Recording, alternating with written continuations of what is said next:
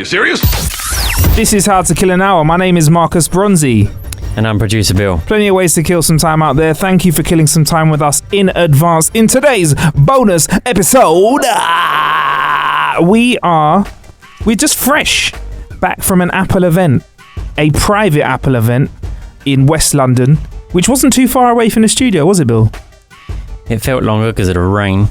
Oh man, the UK right now, I'm not exaggerating. Shout out to my phone jumping onto the floor out of my pocket. I'm not exaggerating. Right now in the studio, it is of a reasonable temperature, but I'm so frostbitten from outside. I'm still wearing my Parker jacket. Underneath that is a sweater. Underneath that is a t-shirt.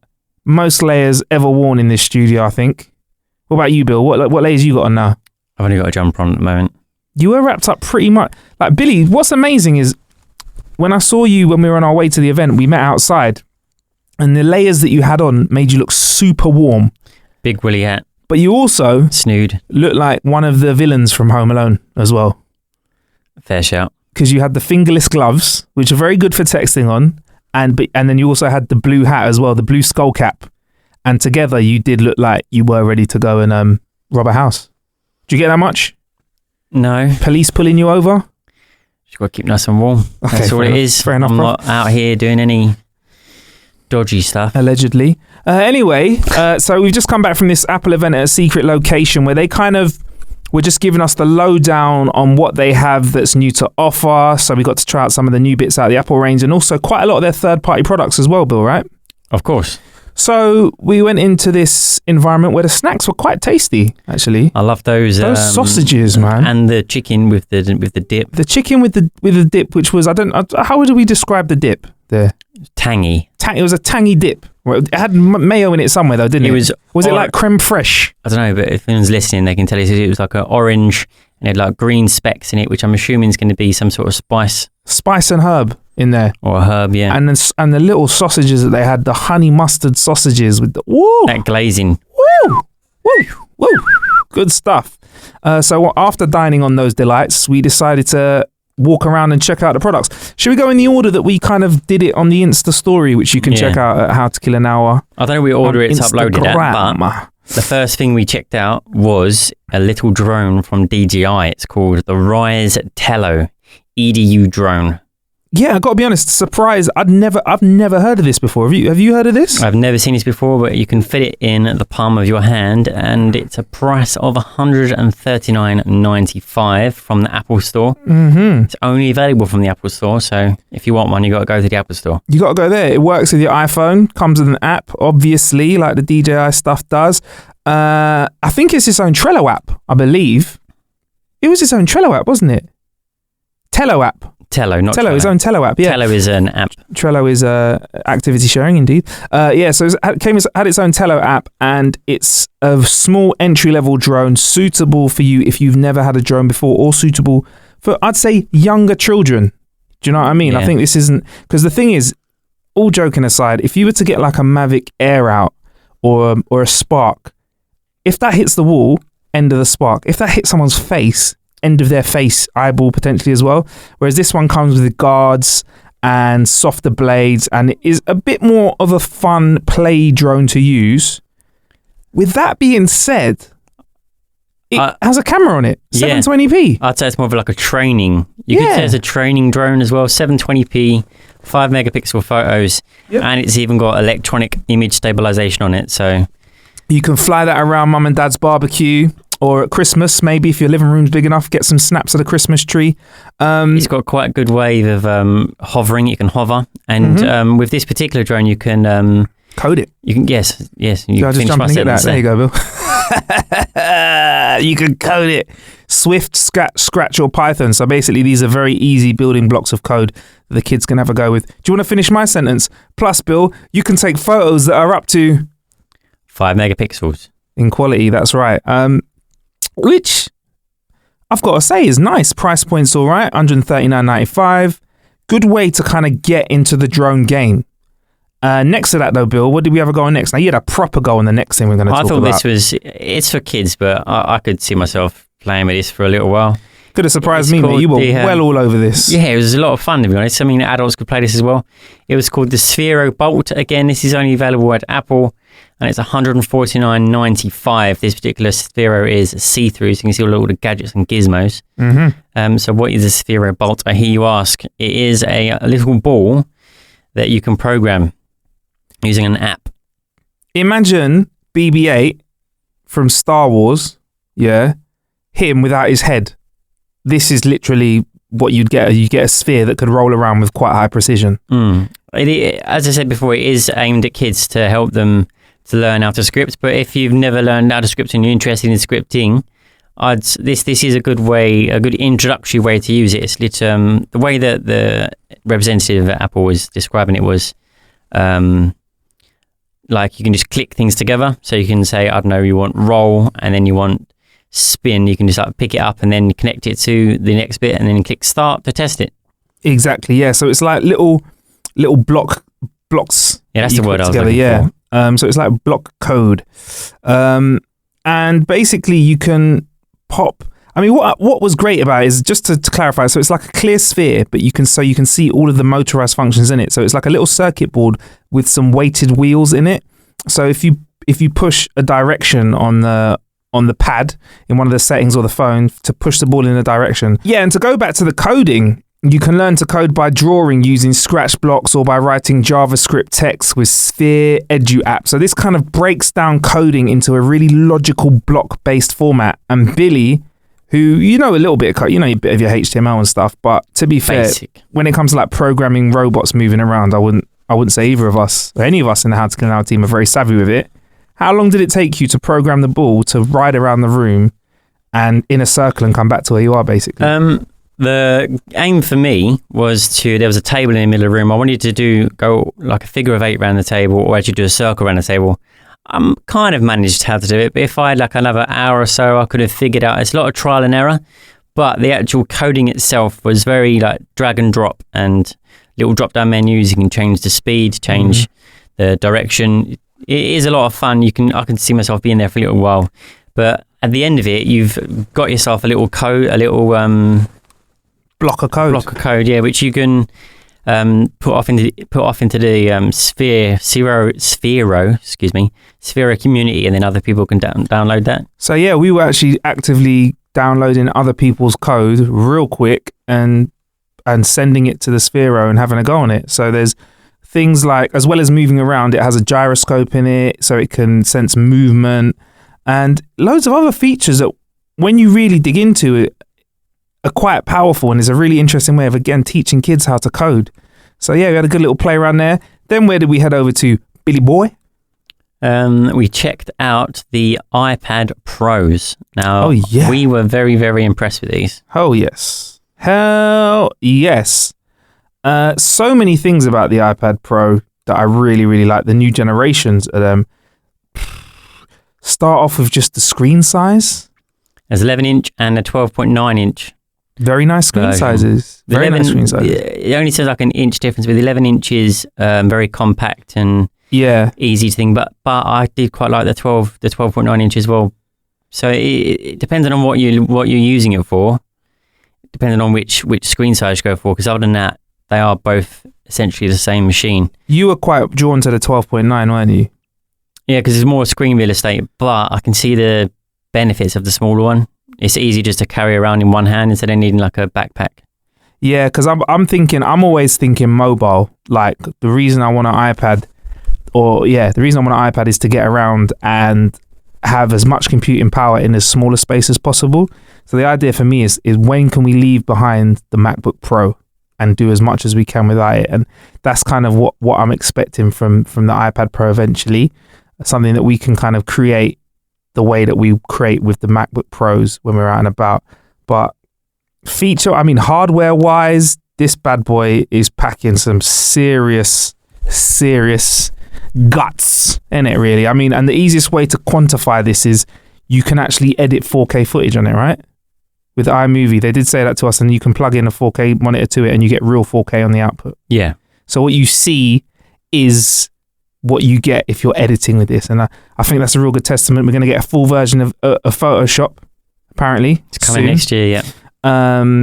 You can run Premiere Clips. Is it called? Yeah, we've done a bit of Googling this. So you can do editing on iMovie, but you can also do editing on Premiere Clips, which is like basically a stripped down version of Adobe Premiere Pro. Exactly. And then you can use the project files from that to import it into the larger Premiere when you get to a desktop or a MacBook Pro or whatever Mac you're using, and it would work straight away. It's very streamlined.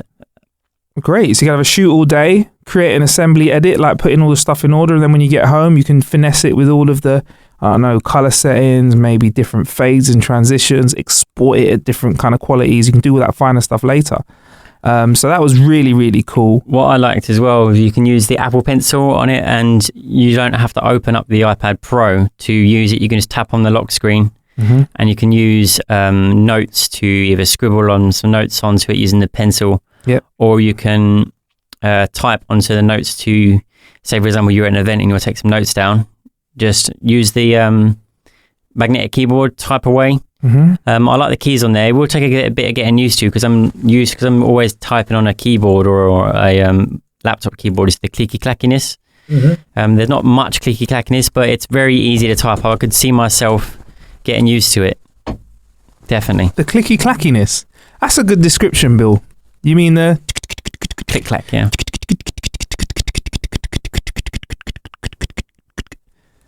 All right, anyway. So, the Apple Pencil also now responds to your touch. You can double tap on it and it will turn the pencil into an eraser real quick without interrupting the workflow. And like Billy said, you can type and write next to each other. And it's pretty cool. Oh, and also it connects to the iPad. Is it a clicky clack when it connects to the iPad, or just a click or a clack? Like.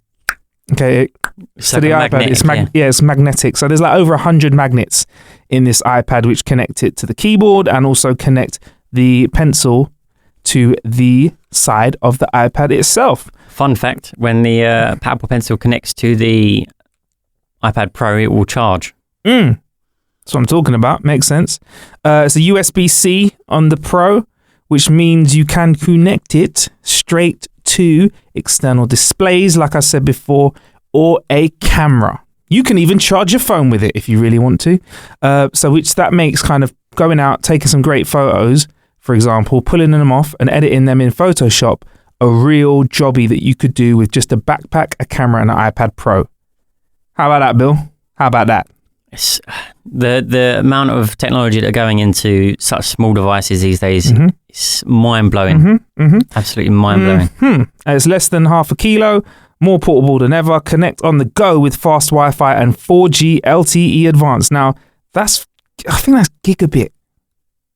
That's fast flipping data, which, if you are processing large images or large video, you do need on the go. So it makes sense. So what's the benefit of that? So, for example, if Marcus is abroad and I'm back at the studio, Marcus could take his iPad Pro out instead of a MacBook and his iPhone. You could take the iPad Pro out, do some footage, edit that footage on the iPad, and then using the 4G connection, ping that off into Dropbox, and then I could pull that down back here at the studio. And click-clack it. And get clicky and clacky with it. Do you know what I mean? Billy was leaning towards the 12.9. I was leaning towards the 11 just because I want less weight in my backpack. But looking promising though, man. I'm liking that kind of connectivity. I'm looking forward to that full version of Adobe Premiere. That's what I want. I want some Adobe Premiere on there so we can get busy with the editing. Photoshop's getting there, so. Yeah, man. Only a matter of time. What do we do? Will we straight off for the HomePods next? We did go and check out the Apple TV, then the HomePods. That was it, Apple TV, then the HomePods. Yeah, so Apple TV. We had a little play, didn't we? We had a little play with a game. It was called Play Impossible Game Ball. And it was a game that you controlled with a ball. How dope is that? And the ball comes in purple or green. We had the green one today, didn't we? Yes, we had the green one. Purple it was one's got very, very fun. Purple one with gold stripes looks so cool. Anyway, yeah. So yeah, we had a go on it, and it's basically you set up your Apple TV, get the games ready, download them, and you can control this game with the ball. So you use the ball, you spin it around to go up and down the menu, you slap it to enter games, and we played a few games, including Billy played a shaking game where you got more points the more you shook the ball, and Billy was trying to pretend that he didn't have the qualities to break the record of the shake. Because I saw you shaking away, Bill. You weren't putting in that 100%. Were you worried about rumours spreading around that you were a world record ball shaker? Yeah, I didn't want to. Word on the road is your ball shaking's on point, bruv. I've just heard. I didn't want to heard the rumours. Show everyone up. To be honest, it wasn't. I wanted to. Another game you can play was like hot potato, where you throw the ball to each other and a timer goes down and you want to be the last one holding the ball. There's other skill-based games like spinning the ball around, getting as many rotations out of the ball as ever when you're throwing it up in the air to get points. You can connect a few balls to an Apple TV at the same time and play games that are versus or with groups. It's just a nice, friendly, family fun game. Thing to have knocking around the house. They're playing Impossible Game Ball. Definitely something to bring around if you like Christmas or if you've got a family gathering, you can play that for. Total price is $99.95, and again, that is only available at Apple. Indeed. Oh, we didn't do the prices for the iPad Pros, did we? By the way, links in the descriptions to all of these, so you can get full up-to-date specs and get your hands on one if you really want to, which I think you might want to. Right, so let's go for the 12.9 Pro, because the thing is, you can pump these up with some serious stuff in them, can't you? Mm-hmm. So the Pro starts at $969, goes all the way up to £1,700 with a terabyte. If you get cellular as well, you're looking at £1,800. So to be fair, I'm not surprised that we're getting some editing prowess. I would like to see Premiere very soon though, because we're £1,800. We're in the range of MacBook Pro now, aren't we? We're in that range of device. So yeah, pretty cool though. What are we on next? We checked out the HomePods after that. That was it. Shout out to Sky from Apple, man. Jeez. I was very, very, very, very, very, very, very, very, very, very, very, and then what was I? Very impressed. By the HomePods. Man. The way that they set it up for us was just I kind of just want to say the selection of tunes that we got to consume were just so jazzy and soulful that it really got to show us what the HomePod could do. But basically, the HomePod has a chip that was in one of the previous iPhones, right? And I'll break it down. It does a lot of work to make sure that you are getting the best sound that you can. So unlike other speakers that push out sound in one direction, right? So you're listening to this most likely on a pair of headphones, right? Those headphones are pushing sound directly into your ear. If you were to turn those headphones around and put them into your ear the wrong way around, 1, it would hurt. 2, you wouldn't be able to hear us, right? That's kind of how normal speakers work. Correct me if I'm wrong, Bill. Stop me at any point. These HomePods, if you haven't seen them, they are round. And they have a number of drivers, I believe 6 drivers around them. And that's 6 bass drivers. And I can't remember, I think it's like a special circular treble driver as well. I don't know the number. If you don't mind checking for me, Bill, that'd be lovely. Thank you very much, mate. And when you combine these drivers with the A8 chip, it basically works out where the speaker is in a room. So if it's in a corner, the 2 sides of the speaker that are in the corner will not project sound as much because that's wasted energy and won't sound right.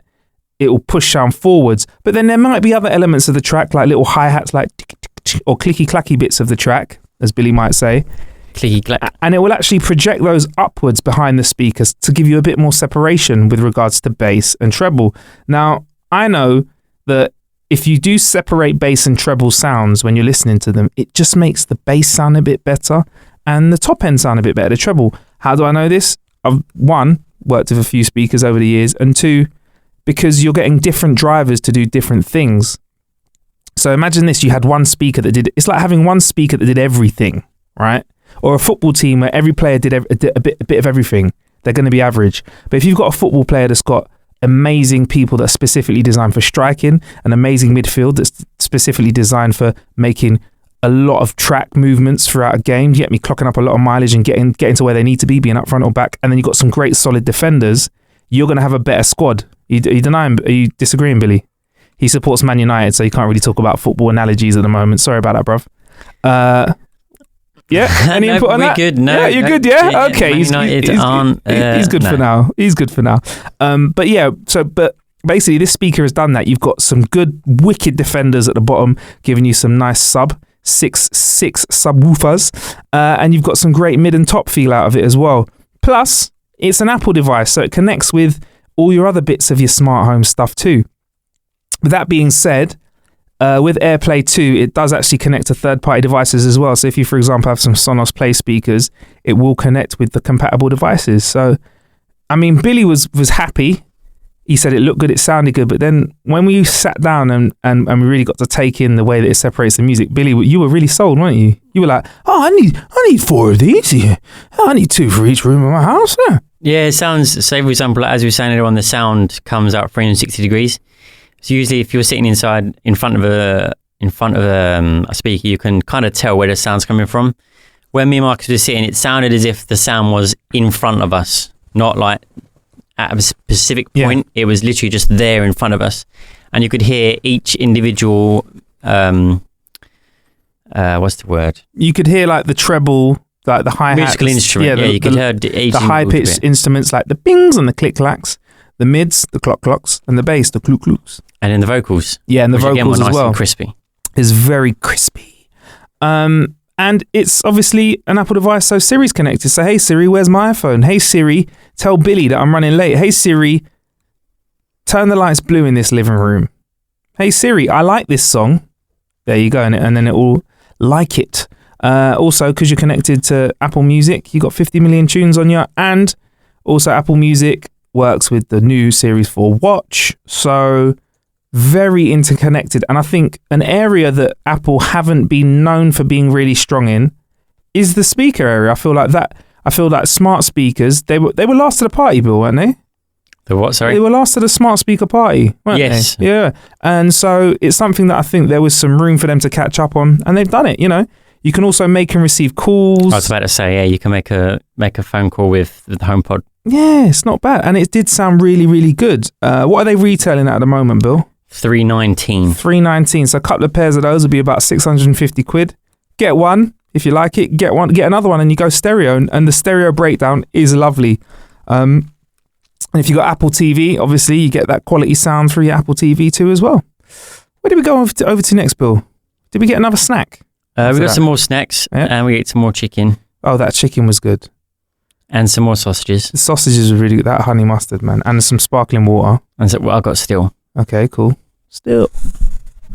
And then, actually, you went and checked out the new Macs, didn't you? The MacBooks. I looked at the MacBook Air. Mm-hmm. That was very good. It's very small. And gentleman that was there, it was said it's very, very powerful as well. So it's not, you won't be able to edit like Hollywood movies on it, but for someone who's just editing like home movies on it, it's perfectly capable for like the regular office goer, wants to do emails, edit some photos, browse the internet. It's very, very good for that. But if you want to do more heavy stuff, like your professional content creators, it might not be as powerful as you want it to be. But for like the regular everyday user, it would be more than capable to do that. Cool. I mean, I kind of like to get a good old strong Mac and hold on to it for a while.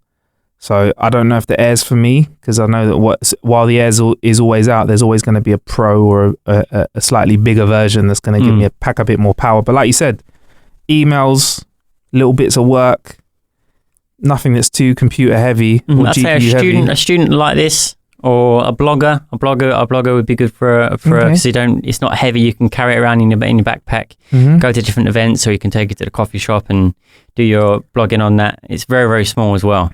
Would you say that a blogger might enjoy a iPad Pro more now that you can connect it to your camera? Good question. It's an interesting area, isn't it? Because they're getting really close together, aren't they, now, like in terms of what they can do? Yeah. Depends what you're after, really.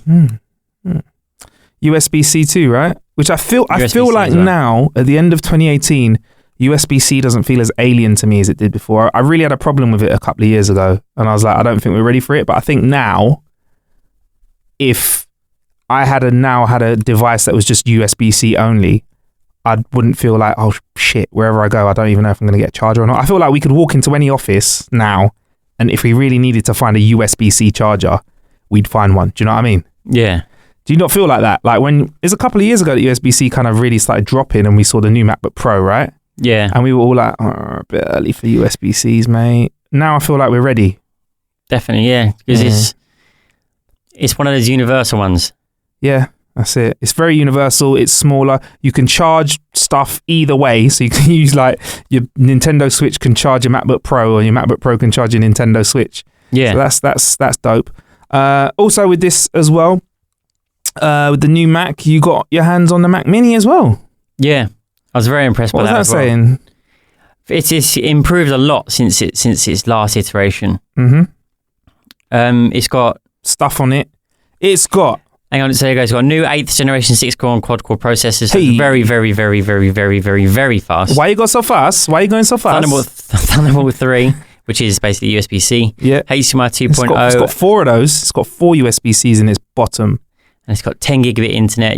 You can put in up to 2 terabytes of SSD. It got USB. It's got a USB 3 as well. It's got 2 of those in the battery. In the what? In his bottom.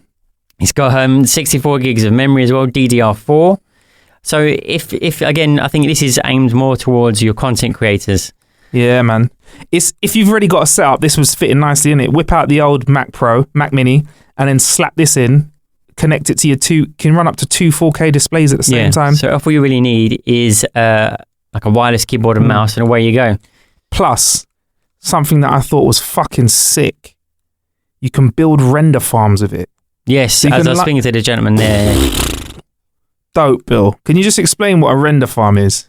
So, for example, because when I watched the Apple event a month or two ago, they said, you can connect 10 Mac Minis together. And I'm like, what? Oh, yeah, how do you do that? So I spoke to the gentleman there. So you can connect them all via Ethernet into a switch, and then it goes through that way. And literally, we could have a really complex bit of video that we're exporting, like a movie. Apple, someone would say it was a movie at Apple ProRes, the highest rating you can go, and you want one to go to Facebook, you want one to go to YouTube, you want one to go to Vimeo, you want a hard copy, you want all these different copies.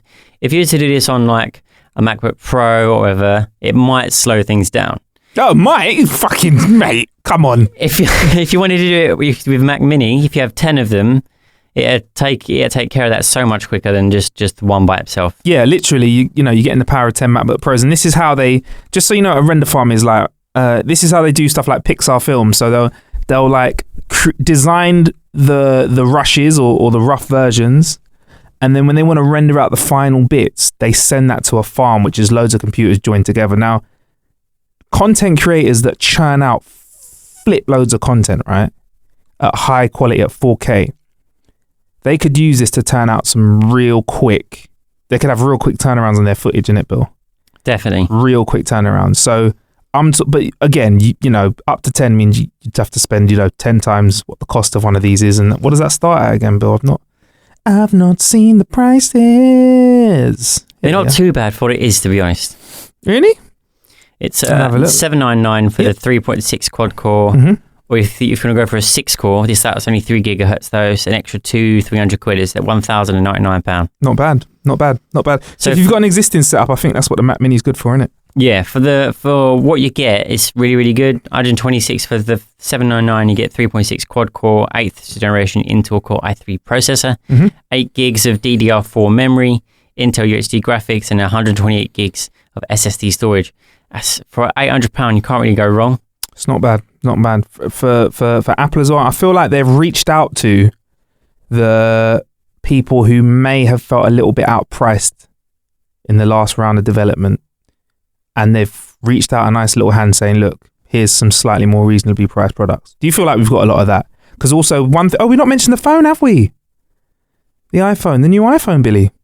iPhone XR. That's it, yeah. So the XR, again, that on that same note, Bill, they've kind of reached out with a slightly more reasonably priced iPhone. What do you think? Considering it's got a lot of the features of the higher end models, for the price, again, it is very, very good. There we go. So back to the Mac Mini. So I feel like they've kind of said there, look, we've got a reasonably priced unit here where you get some quite good output for what you pay for. And then now onto the XR, like you just said, same again. So do you feel like this is a general thing from Apple where they're kind of saying, look, we've got our high-end products, but here are some products that are accessible price-wise? I think this XR is aimed at the people who didn't really feel inclined to upgrade to a latest iPhone because they thought it might be too expensive. and they've still got like an iPhone 5 or an iPhone 4 or maybe even an iPhone 6. This iPhone XR's, it's got full screen. It can still take portrait photos. Can still adjust portrait photos before you take them as well. Yep, and it's got a Face ID on it as well. It's got a lot of the features of the higher end models for a fraction of the price, £749. There we go. Decent. Very decent. And I think that's the roundup of what we got our hands on, is it, Bill? Anything else we missed out on? Only that food. I want some more of that. Yeah, man. Those honey mustard sausages, succulent. Maybe we should go back. Should we just head back now? All right, cool. Well, there's plenty of ways to kill some time out there. Don't forget, before you go, click the link in the show description to get all the information about the products that we've spoken about in the show. We'll give you the full press run and give you some photos as well. And we'll pop the pictures from our videos from our Insta story at How to Kill an Hour in that page too. So put the link in the description, click that and crack on. In the meantime, there's plenty of ways to kill some time out there. I've been Marcus Bronzy. I've been Producer Bill. Thank you for killing some time with us.